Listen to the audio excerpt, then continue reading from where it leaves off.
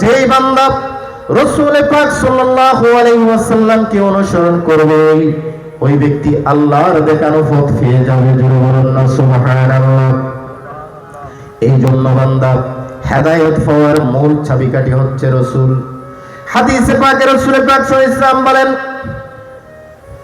মান আতানি ফাকাদ আতা আল্লাহ। যে ব্যক্তি প্রকৃতপক্ষে আমি রাসূলকে অনুসরণ করে ওই ব্যক্তি আমাকে নয়, শুধু ওই ব্যক্তি আল্লাহকে অনুসরণ করে। জোরে বলুন না সুবহানাল্লাহ। আমি রাসূলের অনুসরণের মধ্যে রব্বুল আলামিন আহকামুল হাকিমিনেরও আনুগত্য হয়ে যায়। যেই ব্যক্তি আমি রাসূলকে অবাধ্য হবে ওই ব্যক্তি আল্লাহরও অবাধ্য। অর্থাৎ কোন বান্দা যদি আল্লাহর একনিষ্ঠ বান্দা হতে চায় সে যেন রাসূলকে অনুসরণ করে।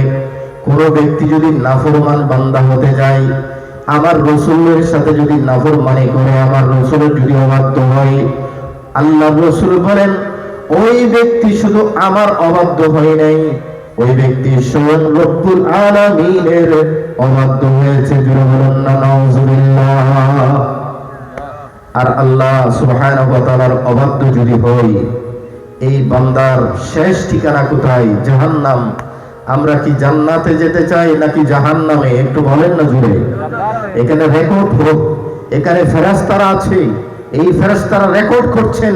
আমাদের দিলের সাথে অন্তরের কণ্ঠের সাথে মিলিয়ে জবানের সাথে বলতে চাই আমরা ইনশাআল্লাহ জান্নাতে যেতে চাই। আল্লাহ কবুল করুক। জুড়ে বলুন না আমিন। তাহলে এই জান্নাতের পথ যদি আমরা অনুসরণ করতে চাই আমাদের জীবনের প্রতিটি কর্মে আল্লাহ রসুলের অনুসরণ প্রয়োজন আছে না নাই? আছে না? আছে। আমরা তো আজকে রসুলের প্রেম আমরা মুখে বয়ান করি, আমাদের কাজের সাথে কোনো মিল নাই। আপনি তো হেরে যাবেন, আপনি তো আপনার জবানের এই দাবি দিয়ে আপনি হেরে যাবেন।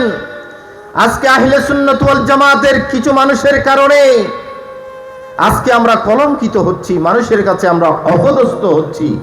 আল্লাহ আমাদেরকে বুঝার তৌফিক দান করুন। জোরে বলুন না আমিন।